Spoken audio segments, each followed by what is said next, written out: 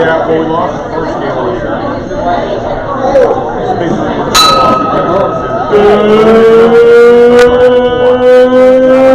Good morning, Gateway Rotary. How are we today? Oh, that's not it. How are we today? Great. There we go. That sounds exciting. We're going to kick off a good meeting here, the last meeting of 2019. It's great to see such a lively crowd.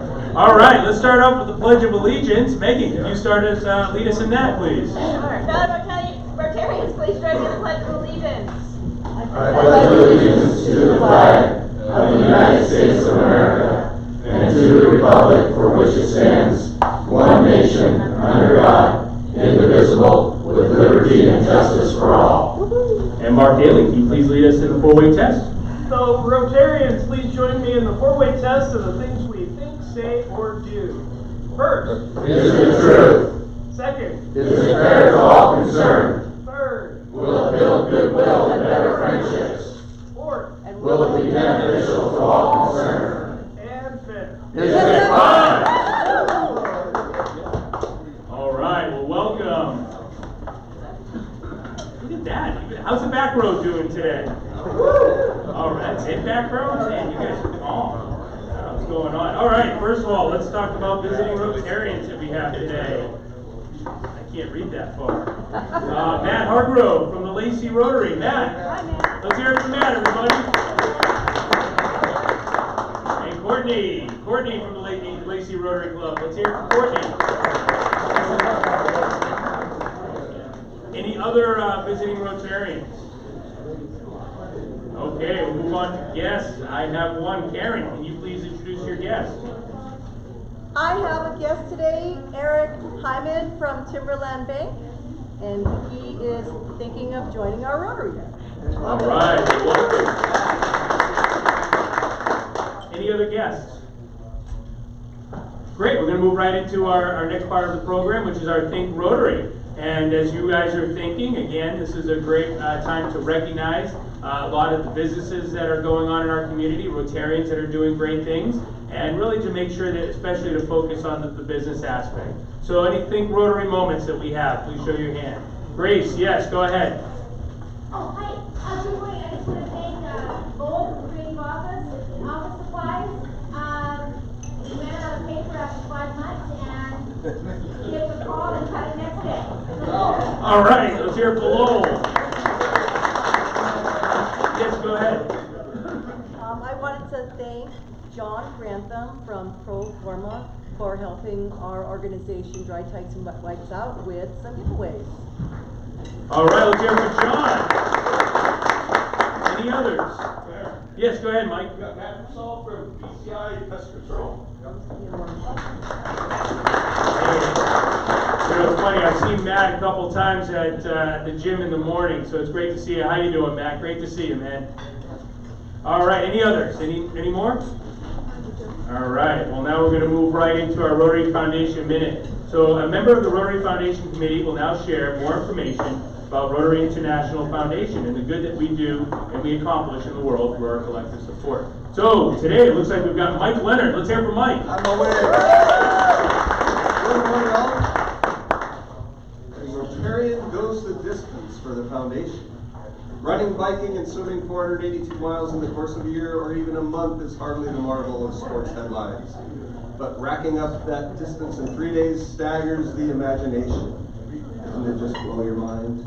That wasn't on there, am I? Jeff Glidden did just that through his ultra-distance triathlon challenge, raising $100,000 and counting for the annual fund. It was difficult, said Glidden, but it was more rewarding than anything I've ever done. Many Rotarians that had never given before contributed and supported me, and that was definitely one of my goals. Corporate sponsors helped fuel Glidden's mega triathlon challenge by each contributing at least $1,000. Local media coverage also raised overall awareness of Rotary. All the proceeds from Glidden's challenge went to support the Rotary Foundation. If you're not aware, our very own Jeff Ott does a similar ride each year, raising funds for the Rotary Foundation to end polio. Thank you, Jeff, for being an example for the club of innovative fundraising on behalf of Rotary.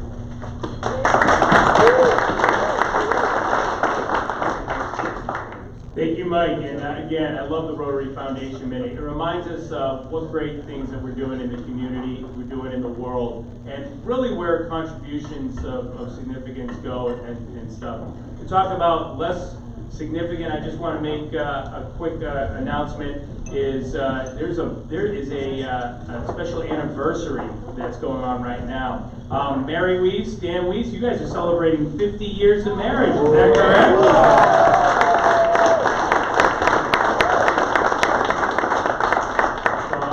Just to honoring the great things that you guys do, and 50 years is an amazing thing. I wanted to let you know that I personally made a donation to the Rotary Foundation in your honor and recognizing your 50 years of marriage. So thank you for everything you guys do in the club. With that said, we're going to move into our main program. You ready for that, Nate? So, as you might have noticed, we've got Nate Peters standing in for Amanda. So he's going to do the presentation of bringing on our main speaker today. So let's hear it for Nate Peters. This morning I have the opportunity to introduce our speaker. Dr. Deb J. Clemens is the Superintendent of North Thurston Public Schools, serving 15,100 students from the cities of Lacey and Olympia. Deb has been an educator for more than 25 years, beginning her career as a teacher in Wisconsin. Her formal education includes an MBA and PhD from Gonzaga University in Spokane. Deb and Jeff, go Zags, Bulldogs. Deb and Jeff are the parents of two busy teenagers. Her oldest graduated in 2019 from North Thurston Public Schools. Please welcome Deb with me.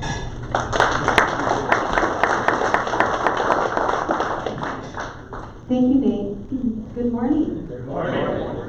It's great to see so many friendly faces here.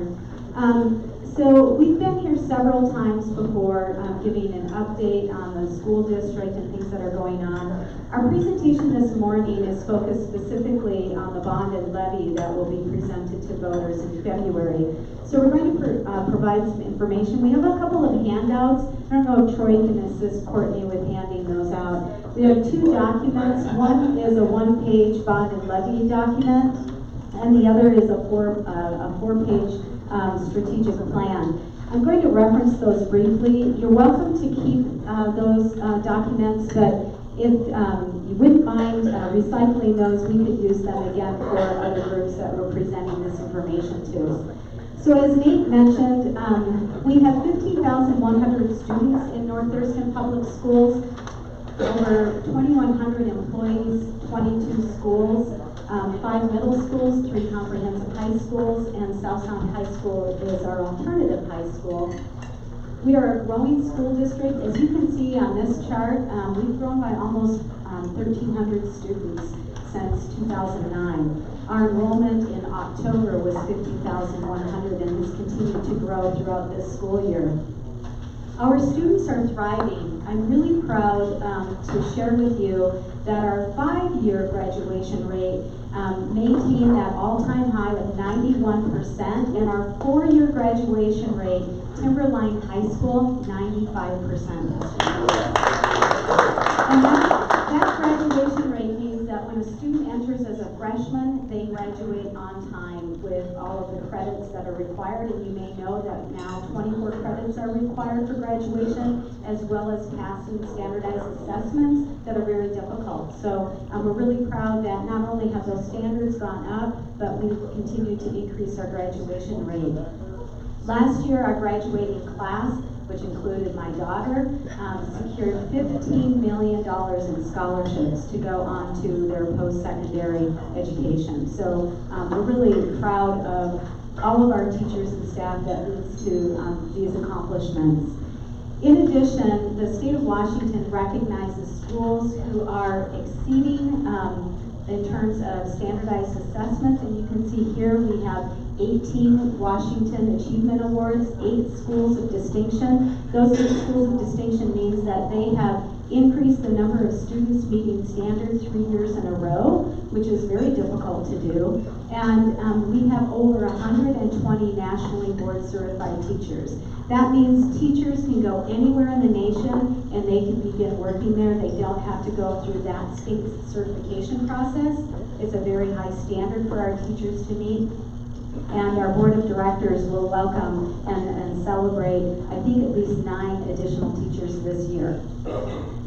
We have a great partnership with our broader community.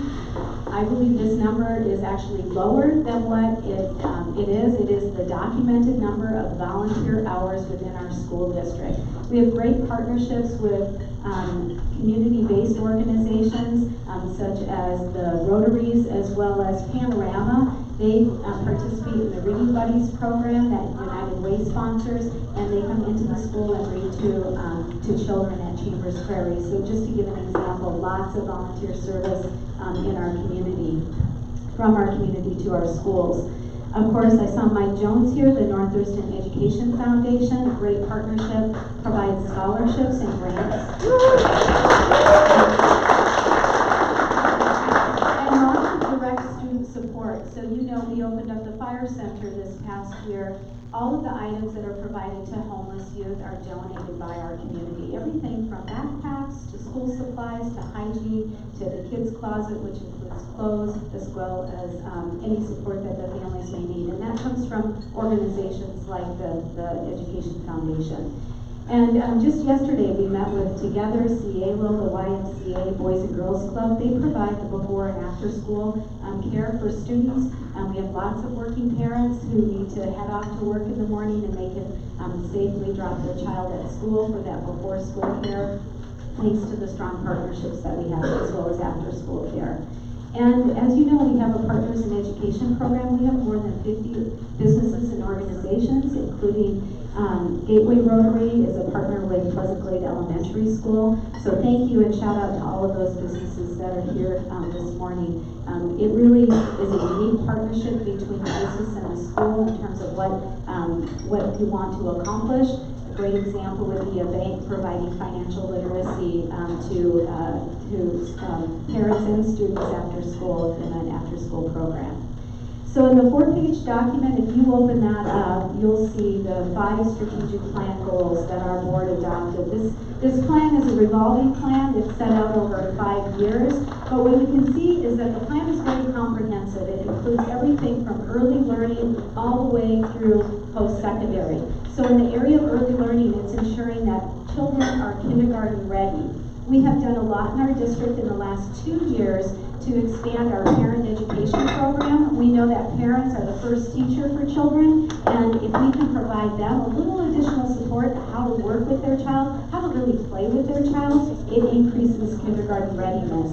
Each of the outcomes in the plan is reported to our board of directors throughout the year. So every single board meeting, at the last board meeting, I focused on goal 4, which is around continuous improvement for students in all subjects. So in order to meet our goals, our board of directors decided unanimously to put forward 2 ballot measures at the February 11th election. The first proposition is a replacement educational programs and operations levy. And the second proposition is a capital projects bond. And the easy way to remember these 2 propositions is that levies are for learning and bonds are for building. I want to tell you a little bit about the educational programs and operations levy.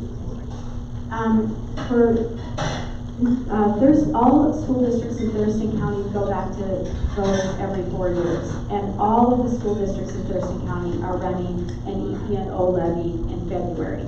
And it basically funds those expenses that are not funded by the state. Some of those expenses would include, here's a picture of a student participating in a welding class. We do not run welding classes with 30 students. They actually have smaller class sizes. It's for the safety of the students and the space that we have for that particular program. So the difference between running a class at 30 students at the high school level would be funded through the local levy and the actual class size that we have, as well as the equipment that's required. I want to give you a couple examples of additional staff that the levy funds.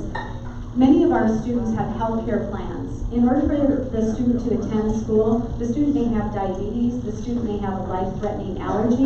In order for that child to attend school, just to attend school, they have to have a health care plan. That health care plan requires that a registered nurse implement the plan. So for the state of Washington, the state provides 2 registered nurses for North Thurston Public Schools, 22 schools. And through the local levy, we employ 8 registered nurses. Those registered nurses also oversee LPNs and healthcare assistants so that we can have services in each of our schools. Another example would be mental health therapists. We have 11 mental health therapists that are employed by the school district, and the state funds 0.9. School psychologists, we have 18 school psychologists, and the state funds 0.4. So those are just examples of specific positions that the state funds based on a prototypical model, but we know in order to support student success, we need to hire more of those skilled individuals to provide direct services to our students. And really the goal is to ensure that whatever career pathway a student is going to choose to pursue, whether the student is going into the skilled trades and wants to continue with a welding program or a business degree, that we have programs within our schools that prepare those students for college and career. So the capital projects fund is really very different than the local levy. I want to begin by reminding you of all of the projects that were completed within budget and on schedule. So Salish Middle School opened on time, within budget, beautiful new school that provided additional room for 6th graders. So at that time, you may recall, all of the 6th graders moved out of our elementary schools into our 5 middle schools. So we're a true 6, 7, 8 program. That opened up space within our elementary schools to accommodate additional growth throughout the school district. Evergreen Forest Elementary School more than 30 years old, that was completely modernized, recapturing state construction assistance program dollars directly back into our community.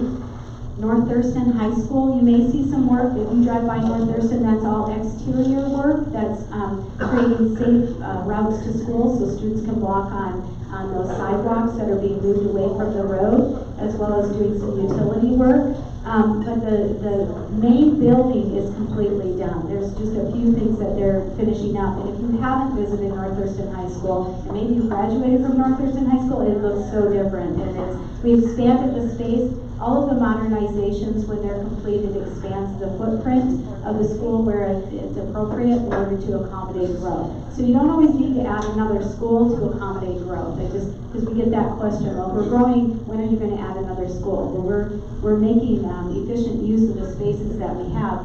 Pleasant Glade Elementary School, your partner school, you may know there's an early learning center that's being installed there.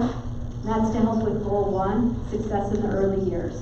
So Pleasant Glade Elementary School, I also want to point out this school has a secure entrance. And what that means is that after the school day starts, you have to go through that main entrance in order to access the rest of the building, which is important in construction today for schools. If you were going to build a brand new school today, you build it with a secure entrance. We have a lot of schools that don't have secure entrances, and our community and those parents want a secure entrance at each of our schools, which is part of the bond request.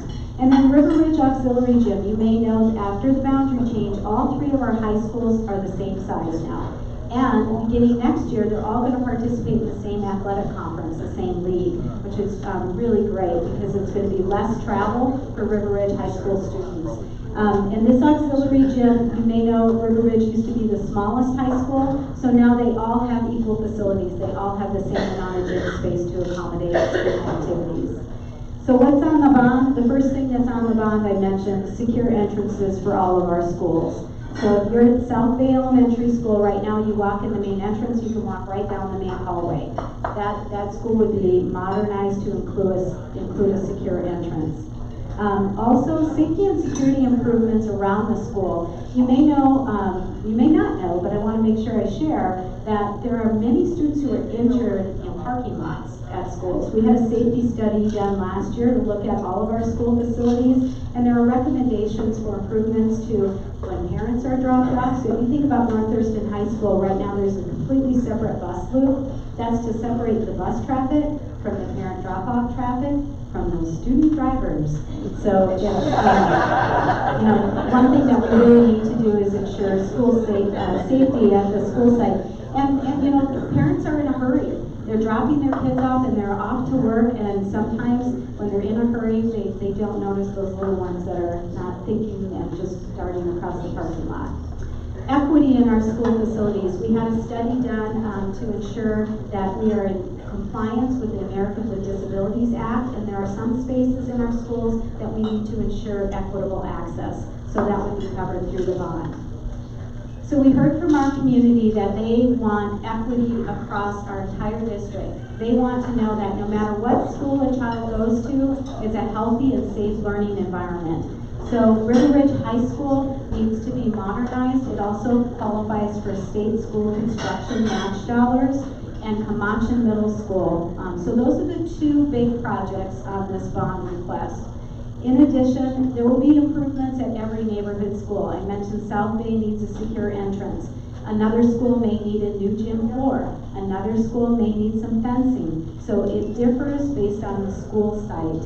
And then we're also reinvesting in some of our play fields. Our play fields, we have great partnerships with the community, with the City of Lacey Parks and Rec, but our play fields during the wet season get damaged quite a bit. And so we'd like to make sure that we can keep those spaces so that kids aren't injured when they're playing on those surfaces.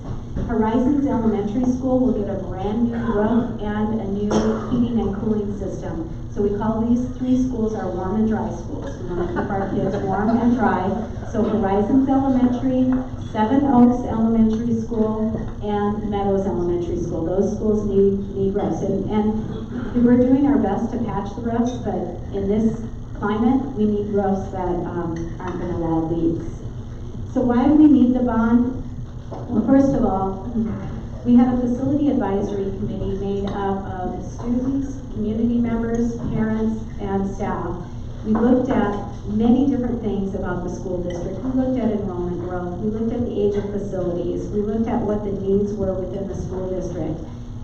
It's probably not going to surprise you, the list of needs was way bigger than what we could afford. So the facility advisory committee had to narrow to those 5 major projects, as well as those improvements for every neighborhood school. The estimated cost, the levy is $2.50 per thousand of assessed valuation. This is lower than what community members, our registered voters approved in the last election. So 4 years ago, when we went to our community and asked for the renewal of the levy, they approved $3.66 per thousand. So we're asking for $2.50 per thousand. It's because the state has increased funding to schools, and so we're not as dependent on that local support.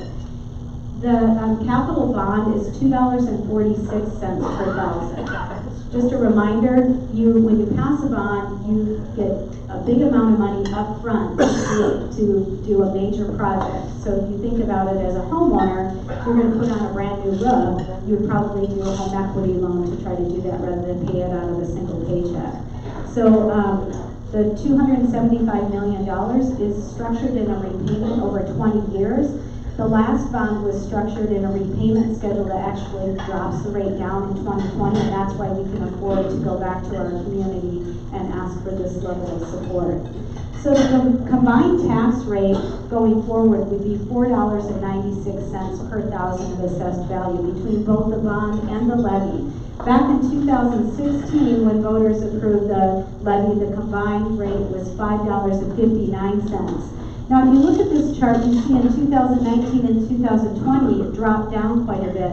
That's because the state legislature, even though the voters had approved $3.66 per thousand, limited what school districts could collect to $1.50 per thousand. This last year, North Thurston Public Schools and other school districts in Thurston County actually qualified for additional assistance from the state because they cut the levy too far. And they provided us what was called whole harmless funding. So districts that were receiving a net less dollar amount after McCleary decision than before McCleary were providing some additional funding. So that $2.50 per thousand, we believe, will help us maintain our current programs, maintain the same level of services going forward, as well as create a consistent, predictable tax rate. So $4.96 per thousand for both the bond and the levy is what we're asking voters to support. So that is a very quick overview of the bond and levy going to voters in February 11th of 2020. And I know Mike Reed is here from the Citizens Committee. He would like to talk to you for a second, but before he does, are there any questions that you have about the information I've shared with you this morning? Go ahead. Yes, it's just a comment. I'm glad you highlighted the welding program. Our granddaughter graduated a couple of years ago, and she was in the welding program, and she took first place for North Thurston High School in a regional competition. I asked her, she did it for 2 years, and I asked her to what attributed her success, and she said, boys are sloppy. And there is a picture of a female student in the welding program. And if you visit the welding program today, you'll see equal number of women and young men in that program. So we really paid attention to ensuring that all students follow their passion, and she's absolutely correct in terms of the fine motor skills. Other questions? Go ahead. Hi, I volunteer at Evergreen Forest. It's been my second year, and I do one-on-one testing of students there. And I have to say, and I also observe the teacher in the classroom. I have to say, education has had a remarkable transformation since I was a first and second grader. It's just astounding to me what these kids learn at such a young age. Thank you. I agree. Cool. Okay, so I'm going to have Mike come forward for just a second, and thank you so much for your interest in North Thurston Public Schools.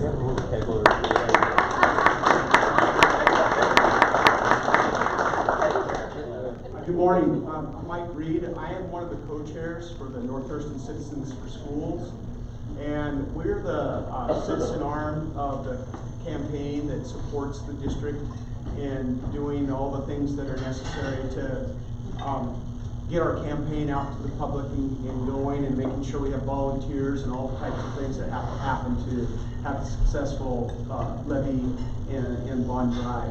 So thank you for being attentive to the district this morning. And really what we want to make sure you guys know in the community is that we are having this levy and bond drive coming in February, and please, share with your friends and family, that it's important that we get out and vote in February. And I know we've got a presidential election following the next year, but we don't want everyone to forget about some important measures that are coming forward here in February, especially surrounding our levy and bond. Both my wife and I are business owners in the community. We're both North Thurston graduates. I have 4 children, and 3 have already graduated from North Thurston schools. I have 1 more that's a junior. The school district is extremely important in our community, 15,000 students.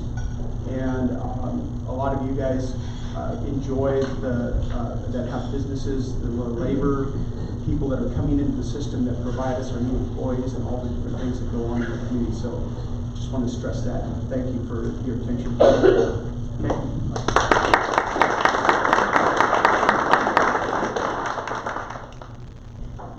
Thank you. Dr. Clemens, if you could come back up. All right, well, let's hear it again for the North Thurston Education and as it was mentioned, one of the great honors that I always have is to be able to present a book or a signed book, as we do as a club, to Pleasant Glade Elementary School as part of our partnership in education. And education really does transform minds. So the book that we selected today was It Transforms: Magical Animals That Change Before Your Eyes. So is somebody ready with the camera, or no? Maybe somebody with a quick picture? That'd be great. Let's do a quick picture here.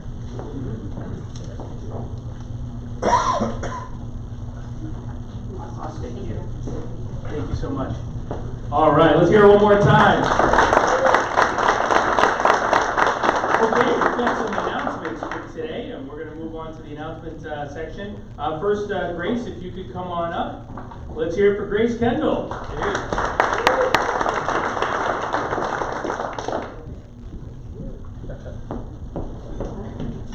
seem to be way back in the back today. I want to bring up Martin. Martin, come on up here, dear. Hey, Martin. Martin! You're the next contestant. Before we go into that, I wanted to just remind everyone that anyone who does not have a head photo shot, please come over here. We're going to take some photos and their headshots, and don't worry, I got a graphics designer that will. Make it pretty. What? They get rid of my face. Can you get rid of my face in it? Yeah. Oh! I haven't always been known to get it on the first time, so.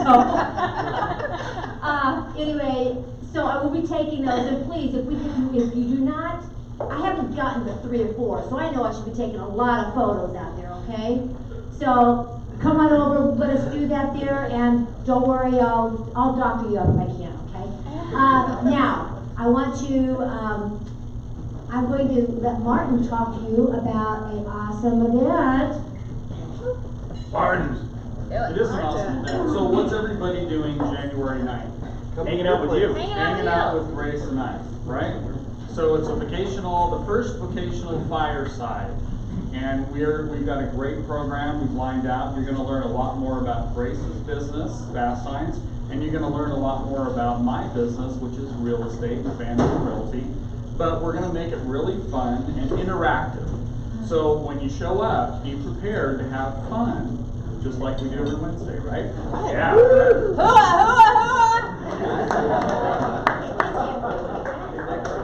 And I know Mike Jones was asking, I did promise Grace that I would go last so that the camera won't break when it takes my photo. So thanks for bringing that up, Mike. Anita, you had your hand up. You're making an announcement? I'll ask first. Okay, you'll ask Grace. Okay, good. Megan, no, I'm sorry. It was, Let's hear it for Crystal with an announcement. Crystal, come on down.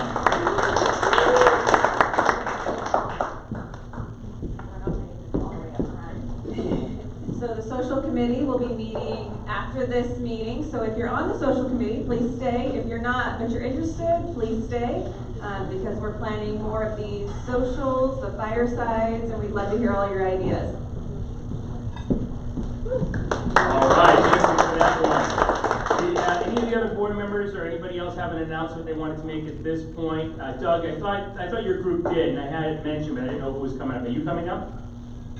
Oh, okay. Let's hear it for Doug Ma.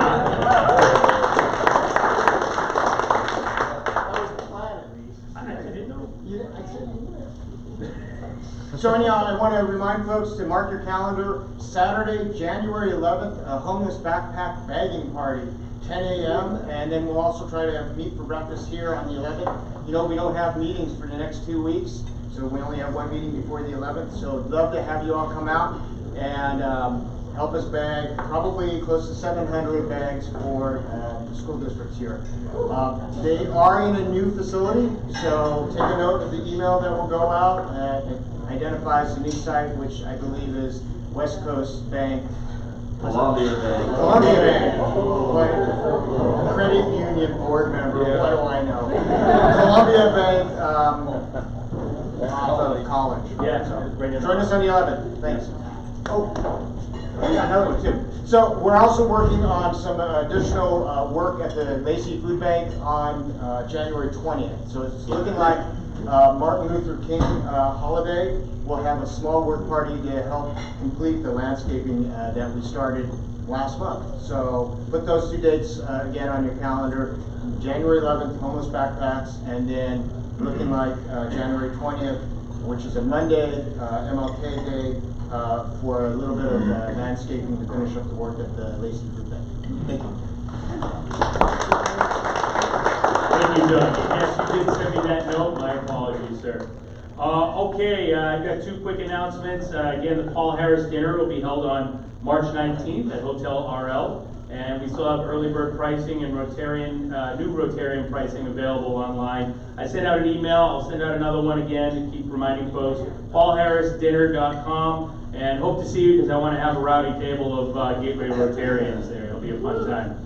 The other one is our district conference, and again, it's going to be May 14th through 16th in Victoria, BC. It's going to be a real good time, and I think it's going to be a real exciting adventure. Again, not Mother's Day weekend, so please sign up on the site. The sign up should be coming soon. They didn't have it last time I checked, so I wasn't able to send out a link, but I'm following that, and as soon as that is available, I'll make sure that the club is aware of that. With that said, and I know I got the note from Nate, but is Brian Bradford here? No. So Brian will not be doing his classification talk. So with that said, I'm going to say goodbye to the folks that are online. Thank you so much for joining in, and we'll see you guys later. Because we get to move to the fun part of our program right now.